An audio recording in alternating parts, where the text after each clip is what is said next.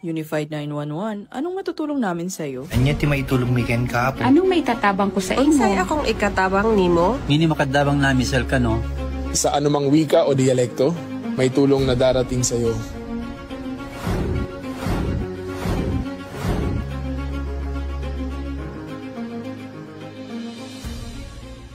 Lilingkod sa bawat Pilipino at magbibigay ng tamang impormasyon para sa tahimik at maayos na Pilipinas. Police News Network, alagad ng batas, tagapagtaguyod ng balitang pulis, sandigan ng mamamayan, patnubay ng katotohanan.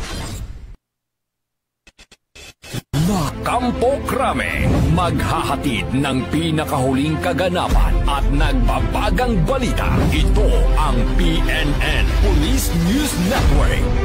At ngayon, ang inyong mga tagapagbalita. Magandang araw Pilipinas, ito ang PNN Special Coverage ng Trillion Peso March. Sa gitna ng malaking pagtitipon, tiniyak ng PNP ang pagiging profesional sa pagpapatupad ng maximum tolerance upang mapanatili ang kapayapaan, seguridad at kaligtasan ng bawat mamamayan. Ako po si Patrolwoman Sari Bernales, alagad ng batas, tagataguyod ng balitang pulis.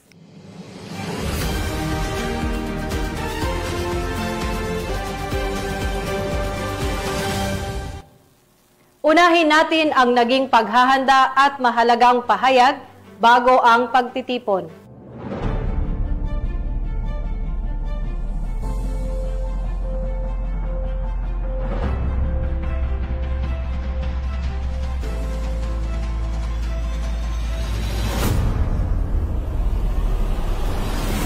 Police Lieutenant General Jose Melencio Nartates Jr., Acting Chief PNP, nanguna sa isinagawang flag raising ceremony sa Camp Brigadier General Camp Crame, Quezon City.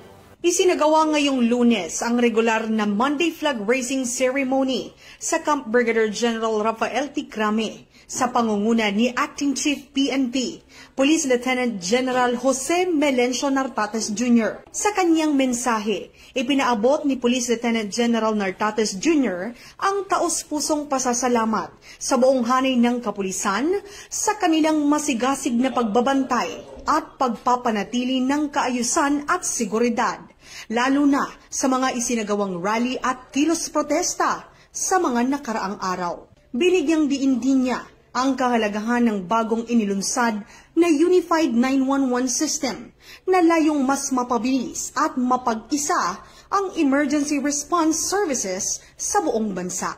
Sa pagtatapos ng kanyang panayam, muling hinimok ni Police Lieutenant General Nartates Jr. ang mga pulis na panatilihin ang mataas na antas ng integridad at dedikasyon sa kanilang tungkulin bilang lingkod bayan upang mas mapatatag pa ang tiwala ng publiko sa pambansang pulisya.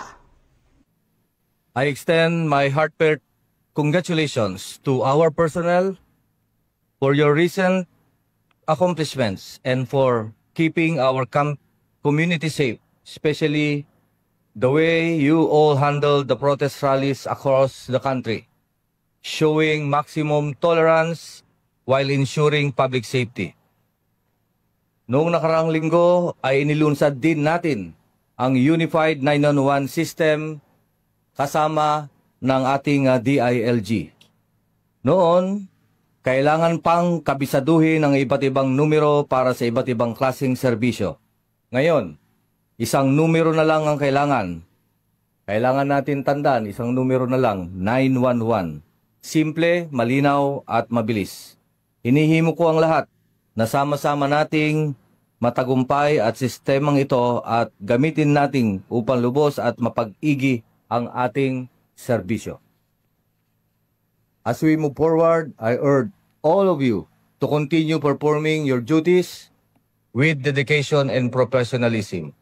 Protecting the public is not just our responsibility. It is our honor. Always observe the highest standards of conduct, exercise fairness and restraint, and remember that the trust of the people is our asset. Upang mapanatili ang kaligtasan at kapayapaan sa darating na malawakang protesta, nanawagan si President Bongbong Marcos Jr. na panatilihing mapayapa ang naturang pagtitipon. Nagpahayag ng pakikiisa si Pangulong Ferdinand Marcos Jr. sa mga rallyista kasabay ng panawagan na panatilihin ang kapayapaan sa kanilang pagtitipon. Palaman ninyo ang sentimento, palaman ninyo kung paano nila kayo sinaktan, kung paano kayo ninakawan nitong mga ito. Palaman ninyo sa kanila, sigawan ninyo, lahat, gawin ninyo, mag-demonstrate. Just keep it peaceful. Kasi pagka hindi na peaceful, mahirap na yan. The police will have to do its duty to maintain peace and order. Kasabay nito, tiniyak ng mga otoridad na ang presensya ng pulisya ay para sa seguridad ng lahat at hindi upang pigilan ang malayang pagpapahayag ng saloobin. Dagdag pa ng Pangulo, ang karapatan sa pagtitipon ay dapat igalang, ngunit kaakibat nito ang pananagutan na panatilihing matiwasay ang daloy ng protesta para sa kapakanan ng nakararami. Nakaalerto ang buong hanay ng Quezon City Police District sa pagpapatrolya at pagpapaigting ng seguridad sa mga lugar na pagdadausan ng pagtitipon. Ayon sa Quezon City Police District spokesperson si Police Major Jennifer M. Ganaban, Chief Public Information Officer, patuloy ang pagmomonitor nila sa kilos protesta na gaganapin sa Setyembre 21 sa kasalukuyang taon. Ipinahayag ng Quezon City Police District na patuloy na nakikipag-ugnayan sa mga LGU upang masuri ang aktwal na dami ng kalahok at makapaghanda sa deployment ng PNP personnel. Sa kabila ng kawalan ng permit ng ilang grupo, nananatiling maayos, organisado at mapayapa ang kabuuang takbo ng mga aktibidad. Alinsunod sa panuntunan ng DILG na igalang ang karapatang magpahayag habang pinananatili ang kaayusan sa lipunan. Ang tagumpay ng seguridad sa mga nasabing protesta ay patunay ng epektibong pamumuno ni Police Lieutenant General Jose Melencio Nartates Jr., Acting Chief PNP, alinsunod sa kanyang 7-point agenda na nakatuon sa disiplina, integridad at makataong serbisyo. Sa kabila ng hamon ng mga kilos protesta, nananatiling profesional ang hanay ng kapulisan at patuloy ang kanilang pagbabantay sa mga susunod pang pagtitipon sa Quezon City upang matiyak ang kaligtasan ng publiko at kapayapaan sa komunidad. Yes po, continuous po yung monitoring po natin sa mga at saka intel gathering natin doon sa mga participants na mag-a-attend kasi doon po tayo nagbe-base kung ilan po yung personnel na ide-deploy natin. So ayun po, nagkakaroon din po tayo ng rehearsals ng CDM and continuous yung guidance natin sa ating mga personnel to exercise maximum tolerance during the rally. Samantala, tuloy-tuloy ang seguridad sa iba't ibang rehiyon ng bansa. Narito ang ulat ng ating mga PNN correspondents. Mahigit 50,000 pulis nakaalerto at nakahanda sa malawakang kilos protesta. Kasunod ng panawagan ni Pangulong Ferdinand Bongbong Marcos Jr.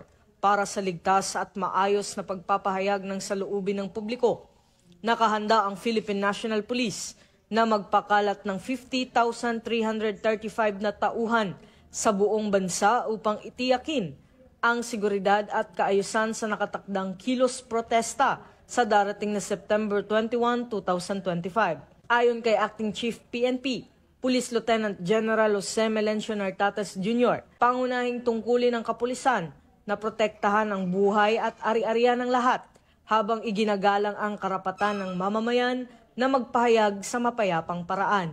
Dagdag pa rito, sinabi ni DILG Secretary John Vic Remulla na ang deployment ng PNP ay nakatuon sa police visibility, standby units, traffic management, checkpoints at border control. Binigyang diin niya na walang balak ang PNP na supilin ng mga rallyista at tiyakin na mapayapa ang pagtitipon. Hinihikayat naman ng PNP ang lahat ng lalahok sa kilos protesta na ipahayag ang kanilang saloobin sa mapayapang paraan, habang ang publiko ay pinapayuhang sundin ang mga tagubilin ng kapulisan at mga abiso sa trapiko para sa kaligtasan ng lahat. Pinagbabawal sa darating na kilos protesta, pinaalala ng Pambansang Pulisya ng Pilipinas. Pinapaalalahanan ng Philippine National Police ang publiko hinggil sa pagsasagawa ng public assemblies. Alinsunod sa batas, ang pagsasagawa ng public assembly nang walang paunang abiso o permit mula sa lokal na pamahalaan ay ipinagbabawal. Ito ay upang matiyak ang kaligtasan ng lahat, kaayusan ng publiko at maayos na daloy ng trapiko, lalo na sa mga sensitibong lugar o mahahalagang okasyon. Ipinagbabawal din ang mga sumusunod: pagdadala ng armas, mapanganib na bagay o anumang kagamitan na maaaring makasakit, pagiging marahas o paggamit ng pananakot laban sa kapwa, pagharang sa trapiko at pagsira sa publiko o pribadong ari-arian, pagkilos sa loob ng 100 metro mula sa korte, paaralan at ospital. Mahigpit na ipatutupad ang mga probisyong ito at ang sino mang lalabag ay maaaring managot sa ilalim ng umiiral na batas pambansa bilang 880 o mas kilala bilang the Public Assembly Act of 1985. Hinihikayat ng PNP ang lahat na panatilihin ang mapayapa at organisadong pagtitipon o makipag-ugnayan sa mga otoridad para sa seguridad ng bawat isa. Mahigit 3,000 pulis nakahanda na at idideploy para sa seguridad. Maghahanda ang Philippine National Police sa Bicol para sa inaasahang kilos protesta sa Setyembre 21 ngayong taon. Mahigit 3,000 pulis ang ipapakalat upang matiyak ang kaligtasan at kaayusan. Ayon kay Pro-5 Regional Director, Police Brigadier General Nestor Babagay Jr., layunin ng PNP na protektahan ang karapatan ng mga kalahok sa rally at kasabay nito tiyakin ang seguridad ng publiko at maayos na daloy ng pamumuhay sa lugar. Batay sa plano, 207 na pulis ang tututok sa civil disturbance management, habang 14 drone operators naman ang gagamit para sa aerial monitoring. Kasama rin sa deployment ang 850 na pulis para sa presensya sa mga lansangan. Suportado ng 103 transport escorts, dagdag pa rito 1,134 na personnel ang magpapatrolya at 591 naman na officers ang nakatalaga sa trapiko. Magbabantay rin ang mga tauhan sa iba't ibang checkpoint at border control points. Dagdag ni Police Brigadier Babagay, paiiralin ng pulisya ang maximum tolerance sa paghawak ng mga kilos protesta, isang balanse sa pagitan ng kaligtasan ng publiko at paggalang sa karapatan sa mapayapang pagtitipon. Nanawagan naman ang PNP sa lahat ng mamamayan na manatiling kalmado at makiisa para sa ligtas at maayos na aktibidad sa Setyembre 21. Pulis Calabarzon sumailalim sa Civil Disturbance Management Drills para sa darating na malawakang kilos protesta. Naglalatag na ng paghahanda ang ating mga kapulisan sa kilos protesta na magaganap ngayong linggo, September 21, 2025. Bahagi ng paghahanda ang isinasagawang Civil Disturbance Management o CDM drills ng mga tauhan ng pulisya ng Calabarzon, kung saan sinasanay ang mga ito sa crowd control at pagresponde sa mga posibleng kaguluhan. Ayon sa ating kapulisan, hindi nila hinahadlangan ang mga malayang pagpapahayag ng saloobin, pero nakahanda silang panatilihin ang kaayusan sa araw ng protesta. Mula dito sa Calabarzon, akong Police News Network Correspondent, Patrolwoman Justice S. Obrero, alagad ng batas, tagataguyod ng Balitang Pulis. Mataas na opisyal ng PNP sa Davao nagpulong para sa kaligtasan ng bawat lalahok sa malakihang protesta. Upang matiyak ang seguridad at kaayusan sa nalalapit na martial law anniversary at nakatakdang anti-corruption prayer rally sa Setyembre 21, pinangunahan ni Police Colonel Manan Muarip, Acting City Director ng Davao City Police Office, ang isang emergency command conference sa Kapanalig Hall, DCPO New Building, San Pedro Street, Davao City, nitong Setyembre 18 taong kasalukuyan. Tinalakay sa pagpupulong ang threat assessment at deployment plan upang masiguro ang kaligtasan ng publiko, maprotektahan ang mga pampublikong lugar at mapanatili ang katahimikan at kaayusan ng lungsod habang iginagalang pa rin ang karapatan ng lahat ng sektor na makibahagi sa mga aktibidad. Binigyang diin naman ni Police Colonel Marit na nakalatag na ang lahat ng estratehiya upang maiwasan ang anumang hindi kanais-nais na insidente, mapanatili ang disiplina ng mga tauhan at masiguro ang maayos na daloy ng lahat ng aktibidad sa lungsod. Mula dito sa Police Regional Office 11, ako ang inyong PNN correspondent, Patrolwoman Alden Cañazares, alagad ng batas, tagataguyod ng balitang pulis. Nasa 600 na pulis sa Benguet i-deploy sa darating na malakihang pagtitipon. Pinahayag ng Baguio City Police Office nitong Biyernes na magtatalaga sila ng humigit kumulang 600 na pulis, kabilang ang mga uniformado at mga nakasibilyan upang masiguro ang kaayusan at kapayapaan sa lungsod. Ayon kay Police Major Marcy Grace Maron, tagapagsalita ng BCPO, ang mga pulis ay itatalaga sa iba't ibang tungkulin tulad ng pamamahala ng trapiko, anti-riot operations, pagsubaybay gamit ang intelligence team at iba pang mga seguridad na hakbang upang mapanatili ang katahimikan sa gitna ng sabayang aktibidad sa lungsod. Kinumpirma ni Police Major Maron na nabigyan ng rally permit ang grupong Liberal Youth Baguio Benguet para sa 1 kilos protesta na gaganapin mula sa Baguio Convention and Cultural Center patungong People's Park sa pamamagitan ng Harrison Road. Ang permit ay may takdang oras at ito ay hanggang alas 12 ng tanghali lamang. Bukod sa nasabing rally, magsasabay-sabay rin ang iba pang aktibidad sa lungsod kabilang ang pagsasara ng Session Road bilang bahagi ng Charter Day ng Baguio, ang Unity Walk ng Baguio Benguet Medical Society mula sa Cathedral Church patungong Harrison Road at ang Hari ng Ahon na isang patimpalak sa pagbibisikleta. Sa kabila ng dami ng mga aktibidad, nananatiling positibo ang BCPO na magiging mapayapa ang lahat ng kaganapan. Mula dito sa rehiyon ng Cordillera, ako ang inyong PNN correspondent, Patrolwoman Grace Kibian, alagad ng batas, tagataguyod ng balitang pulis. Police Cavite, alerto na sa darating na rally at transport strike sa mga darating na araw. Naka-full alert status na ang Cavite Police Provincial Office bilang paghahanda sa gaganaping anti-corruption rally at transport strike ngayong linggo, September 21, 2025. Tinitiyak ng PNP na mananatili silang profesional at walang kinikilingan sa pagtutok ng seguridad. Pinangunahan ni Police Colonel Ariel R. Red, Acting Provincial Director ng Cavite PPO, ang pagpapatupad ng mga hakbang para masiguro ang kapayapaan at kaayusan sa araw ng rally at transport strike.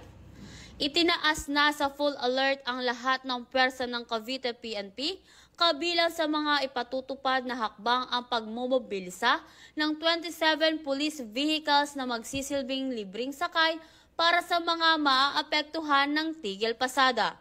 Ayon kay Police Colonel Red, pangunahing misyon ng PNP ang protektahan ang publiko, pangalagaan ang demokratikong karapatan at tiyakin na mapayapang maisasagawa ang mga pagtitipon. Mula dito sa Calabarzon, ako ang inyong Police News Network correspondent, Patrolwoman Jessicris S. Obrero, alagad ng batas, tagataguyod ng balitang pulis. Pulis sa Metro Manila, naka-full alert status na para sa kahandaan ng malakihang protesta sa NCR. Inatasan ni Pangulong Ferdinand Bongbong Marcos Jr. ang Philippine National Police na ilagay sa full alert status ang lahat ng unit sa National Capital Region simula alas 5 ng hapon kahapon ng September 19 bilang paghahanda sa nakatakdang anti-corruption protest rally sa September 21. Ayon sa PNP, mahigit 50,000 pulis ang ipinwesto sa iba't ibang panig ng bansa habang nakikipag-ugnayan din sa Armed Forces of the Philippines at iba pang ahensya ng pamahalaan para sa mabilis na pagtugon at magkakaisang seguridad. Tiniyak ng National Capital Region Police Office ang buong puwersang deployment habang nakahanda rin ang mga Police Regional Office at Reactionary Standby Support Force para sa agarang pagresponde kung kinakailangan. Binigyang diin din ni Acting Chief PNP, Police Lieutenant General Jose Melencio Nartates Jr. na ang hakbang ay proactive measure upang protektahan ang karapatan sa mapayapang pagtitipon at maiwasan ang anumang banta sa kaayusan. Hinimok naman ni PNP spokesperson, Police Brigadier General Randolph Tuanyo, ang mga organizer at kalahok ng kilos protesta na makipag-ugnayan sa lokal na pamahalaan at sumunod sa batas upang matiyak ang maayos na daloy ng aktibidad. Nanindigan ng PNP na mananatili itong tapat sa konstitusyon at patuloy na magsisilbing bantay para sa ligtas at payapang pagdaraos ng anumang lehitimong aktibidad. Daang-daang Pasigueño nakiisa sa outreach program at information drive sa Pasig City. Upang higit pang mapalakas ang ugnayan ng kapulisan at mamamayan, nagsagawa ng community outreach program at information drive ang mga tauhan ng Arpicado NCR, katuwang ang DICAD Eastern Police District, Pasig City Police Station at Force Multiplier ng Barangay Pinagbuhatan, Pasig City. Layunin ng aktibidad na palawakin ang kaalaman ng komunidad tungkol sa mahalagang batas at isyu ng lipunan. Nagbigay ang kapulisan ng mga lecture ukol sa Anti-Terrorism Law, Safe Space Act, Violation Against Women and Children's Act, Drug Awareness at Anti-Fencing Law. Kasabay nito, namahagi rin ng information, education, and communication materials at food pack sa tinatayang 325 residente ng barangay. Sa kanyang mensahe, binigyan diin ni Police Major Leomar V. Vicente, Admin PCO ng Eastern Police District DICAD, ang kahalagahan ng pagtutulungan ng komunidad at kapulisan upang mapanatili ang kapayapaan at kaayusan sa lungsod. Mga kababayan, magandang umaga. Nandito po kami sa Sitio Ilugin, Barangay Pinagbuhatan, Pasig.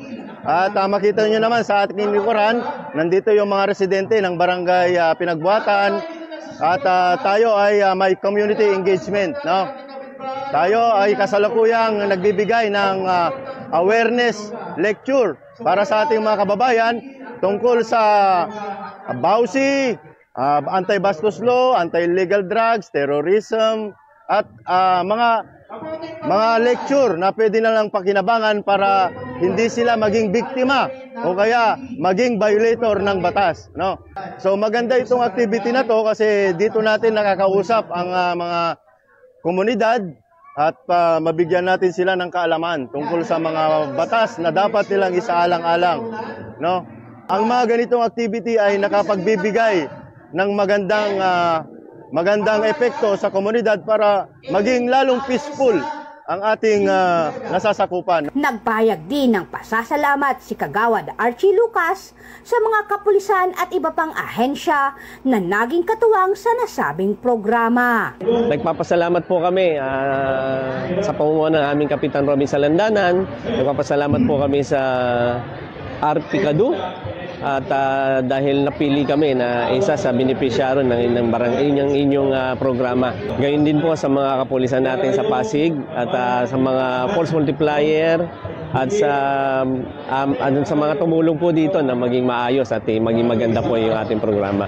Muli po, mula po sa Barangay Council ng Pinagbuhatan, nagpapasalamat po kami sa kapulisan natin sa pagbisita po sa aming barangay. Nagbahagi rin ng mensahe si Ginang Leonisa Masangkay, residente ng lugar. Nagpapasalamat po ako sa araw na ito na ang ating kapulisan po ay nagpatupad po sila ng programa para ituro po sa atin ang kaalaman na hindi natin sila dapat kakatakutan.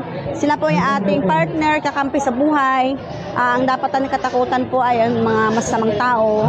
Hindi po sila, kasi kaibigan po natin sila. Sa 911 na po tayo tatawag para po na mas matugunan agad ng ating mga problema. Ang mamensahe po sa mga pulis, sa ating mga kapulisan, alam ko po napakabuti na ating kapulisan, din naman lahat po na nasasangkot sa masamang gawain. Marami pa rin po ang mas mabubuting kapulisan natin at mapagmahal sa mamamayan. Kaya tulungan po natin sila na mapanatili ang kaayusan, katahimikan, kapayapaan sa ating lugar. Dahil sila lang po ang ating mga malalapitan at makakatulong po sa atin. Kaya maraming salamat po sa araw na ito na nandito po sila at marami po kami natutunan sa kanila. At Ginang Monet Balmos, miyembro ng Force Multiplier, ng kanilang suporta at pasasalamat sa proyektong hatid ng kapulisan. Nagpapasalamat pa ako sa mga kapulisan ng Pasig, sa region, sa pagpunta po sa lugar namin sa Barangay Ilugin at pamimigay po ng mga food pack sa mga kababayan natin dito sa Ilugin, sa pinagbuhatan po. Maraming salamat po sa mga kapulisan natin, sa lalo na po sa kay Police Colonel Elmo Guevara, sa kay Police Major Vicente, sa Police Captain Rizal Guevara po. Sa buong kapulisan po, maraming salamat. Sa halip na makilahok sa mga kilos protesta na maaring magdulot ng kaguluhan, hinihikayat ng mga otoridad ang publiko na makipagtulungan at magtiwala sa pamahalaan. Anila, ang tunay na kaunlaran ay mas madaling makamtan kung ang bawat isa ay magiging katuwang sa pagpapanatili ng kapayapaan at kaayusan sa komunidad. Mula dito sa Metro Manila, ako po ang inyong PNN correspondent, Patrolwoman Ivy Corporal, alagad ng batas, tagataguyod ng Balitang Pulis. Mga stranded na pasahero natulungan ng libreng sakay ng PNP sa Bicol at Calabarzon. Noong Setyembre 18, taong kasalukuyan, ang programang libreng sakay ng Police Regional Office 5 sa pamumuno ni Police Brigadier General Nestor C. Babagay Jr., Regional Director sa iba't ibang bahagi ng rehiyon bilang tugon sa 3 araw na nationwide transfer strike. Bilang bahagi ng serbisyong publiko, inihanda ng Police Regional Office 5 ang humigit kumulang 122 na sasakyan na gagamitin para maghatid ng mga pasahero na naapektuhan ng tigil pasada. Kabilang sa mga sasakyang ito ang mga patrol cars, trucks at iba pang uri ng service vehicles ng pulisya na maaaring magsakay ng maraming pasahero upang matulungan ang mga manggagawa, estudyante at iba pang sektor na umaasa sa pampublikong transportasyon sa kanilang araw-araw na biyahe. Layunin ng inisyatibong ito na maibsan ang abala at pasanin ng publiko at matiyak na hindi maantala ang kanilang mahalagang lakad, lalo na ang mga estudyanteng may klase at mga manggagawang kailangang pumasok. Dagdag pa rito, tiniyak rin ng ating kapulisan na ang mga biyahe ay ligtas, maayos at walang bayad bilang bahagi ng malasakit at serbisyo para sa sambayanan. Mula dito sa Bicol Region, ako po inyong PNN Correspondent, Police Corporal Dr. Charis C. Casasos, alagad ng batas, tagataguyod ng Balitang Pulis. Bilang tugon sa inaasahang abala sa transportasyon sa Setyembre 21, inilunsad ng Philippine National Police sa Calabarzon ang programang libreng sakay para sa mga pasaherong maapektuhan ng rally at posibleng pagtigil pasada. Ayon sa Police Regional Office 4A, ipapakalat ang mga mobile patrol units mula sa iba't ibang lungsod at munisipalidad sa rehiyon, kabilang ang Calamba, Batangas City, Antipolo, Lucena, Dasmariñas at iba pa. Bukod sa libreng sakay, nakadeploy na rin ang mga pulis upang bantayan ang kaayusan sa mga lugar na inaasahang dadaanan ng mga rallyista. Paalala naman ng PNP, bukas ang kanilang mga istasyon para sa mga nangangailangan ng tulong o impormasyon tungkol sa mga libreng sakay. Patuloy din ang panawagan para sa mapayapang kilos protesta. Mula dito sa Calabarzon, ako po ang inyong Police News Network Correspondent, Patrolman Joshua Cruz, alagad ng batas, tagataguyod ng Balitang Pulis. NCRPO nakahanda sa pagbibigay ng serbisyo publiko sa darating na transport strike higil sa malaking pagtitipon. Isinagawa ngayong araw ang malawakang transport strike na nakaapekto sa ilang bahagi ng Metro Manila. Dahil dito agad na naglatag ng seguridad at aksyon ang National Capital Region Police Office o NCRPO upang matiyak ang kaligtasan at kaayusan ng mga residente at rallyista. Ayon sa NCRPO, mahigpit ang kanilang pagbabantay sa mga matataong lugar gaya ng mga terminal, kalsada at pangunahing lansangan na inaasahang maaapektuhan ng kilos protesta. Nagtalaga rin ng mga tauhan at sasakyan ang pulisya upang magsilbing libreng sakay para sa mga commuters na naipit sa tigil pasada. Dagdag pa rito, nakipag-ugnayan ang NCRPO sa mga lokal na pamahalaan at iba pang ahensya ng gobyerno upang masiguro ang mabilis na pagtugon sa mga pangangailangan ng publiko. Nananawagan naman ang pamunuan ng NCRPO sa mga nagproprotesta na panatilihin ang mapayapang pamamaraan ng kanilang pagkilos at irespeto ang karapatan ng mga mamamayang nais makarating sa kanilang destinasyon. Sa darating na 3 araw na tigil pasada, ang PNP ay nakaalerto at nakahanda sa pagbibigay ng serbisyo sa mamamayan at patuloy na pinapaigting ang seguridad. Titiyakin ng Philippine National Police na magiging payapa at ligtas ang 3 araw na tigil pasada na nagsimula ngayong September 17 at tatagal hanggang September 19. Mahigpit na binabantayan ng kapulisan ng Metro Manila at iba pang bahagi ng bansa, lalo na ang mga lugar na may ulat ng karahasan laban sa mga tsuper na hindi nakikiisa sa protesta. Ayon kay Acting PNP Chief, Police Lieutenant General Jose Melencio Nartates Jr., inatasan niya ang mga police commander na paigtingin ang police visibility sa mga lugar na may demonstrasyon at kilos protesta ng mga tsuper at operator.